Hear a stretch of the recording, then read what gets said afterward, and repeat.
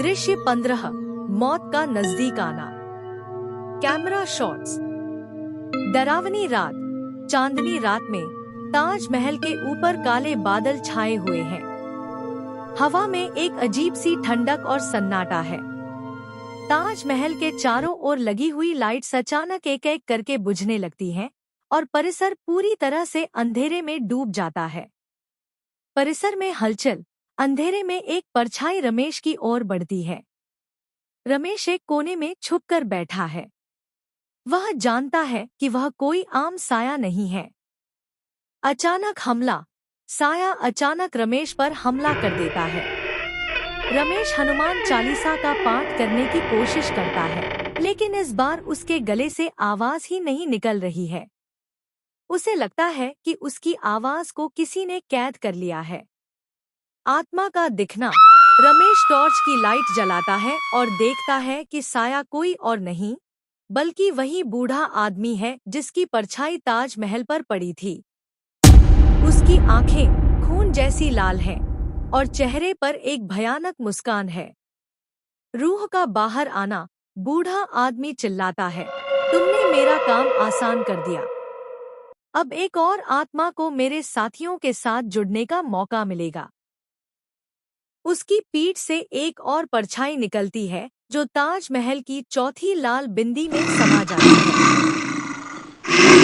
16। जीवन और मौत की लड़ाई।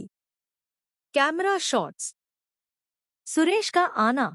सुरेश, जो रमेश को देखने के लिए परिसर में आया है, यह सब देखकर बुरी तरह से डर जाता है। वह जोर से चिल्लाता है, भागो रमेश। पीछा।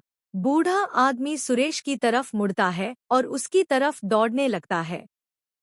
सुरेश भागता है, लेकिन वह बूढ़ा आदमी हवा में उड़कर उसका पीछा करता है। अचानक बदलाव।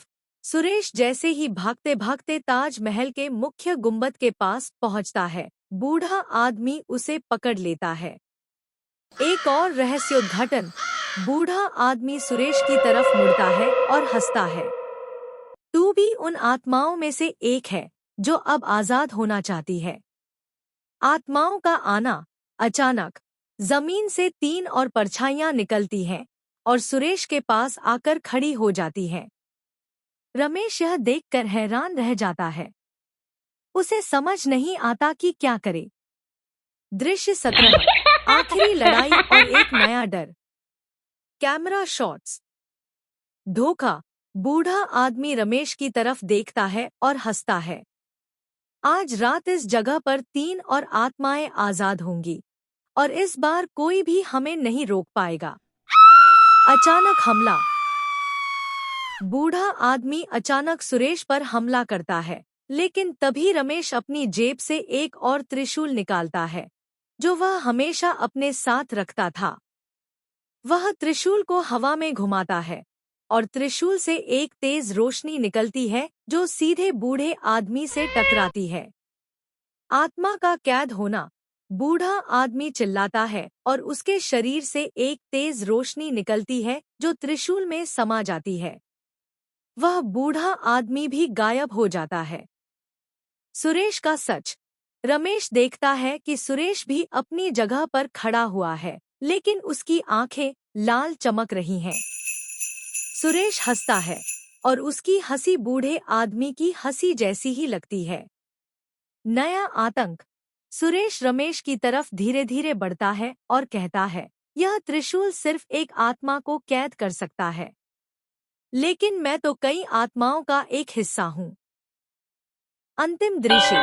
सुरेश की आंखों में चमक और तेज हो जाती है और उसके शरीर से 3 और परछाइयां निकलती हैं जो ताजमहल के गुंबद की 3 लाल बिंदियों में समा जाती हैं। रमेश यह सब देखकर बिल्कुल स्तब्ध रह जाता है। स्क्रीन धीरे धीरे काली हो जाती है और उस पर लिखा आता है, अब कोई नहीं बचेगा। क्या सुरेश सच में एक आत्मा है या वह भी किसी और के कब्जे में है? दृश्य 18। एक नया खतरा। Camera shots. धुंधली सुबह। अगली सुबह ताजमहल के पास एक अजीब सी खामोशी छाई है। सूरज की रोशनी फीकी है। पक्षियों की आवाज भी नहीं आ रही है। रमेश, जो रात भर की लड़ाई के बाद बुरी तरह थका हुआ है, वहीं जमीन पर बेहोश पड़ा है। अचानक होश में आना, रमेश की आंखें खुलती हैं। उसका सिर भारी है। उसे कुछ याद नहीं आ रहा है कि पिछली रात क्या हुआ था। वह धीरे धीरे उठता है और अपने चारों ओर देखता है। सुरेश या उस बूढ़े आदमी का कोई नामोनिशान नहीं है। अजीब सा दृश्य। रमेश की नजर गुंबद की ओर जाती है। वह देखता है कि चारों तरफ बिल्लियां गायब हैं। उसे समझ नहीं आता कि क्या हुआ है। नया संदेश। अचानक उसे अपने हाथ में कुछ महसूस होता है। वह देखता है कि उसकी हथेली पर खून से कुछ लिखा है। एक रूह ने दूसरे रूह से समझौता कर लिया है। खौफनाक एहसास। रमेश डर से चिल्लाता है। उसे लगता है कि उसका पूरा शरीर बर्फ की तरह ठंडा हो गया है। अगर आपको हमारी कहानी पसंद आए तो वह लाइक अपनी कीजिए, जेब से कमेंट हनुमान कीजिए, चालीसा शेयर निकालने की कोशिश करता है, लेकिन उसकी आगे की जेब कहानी खाली है। देखने के लिए हमें कमेंट दृश्य कीजिए। 19। सच का सामना। Camera thank you shots. So much.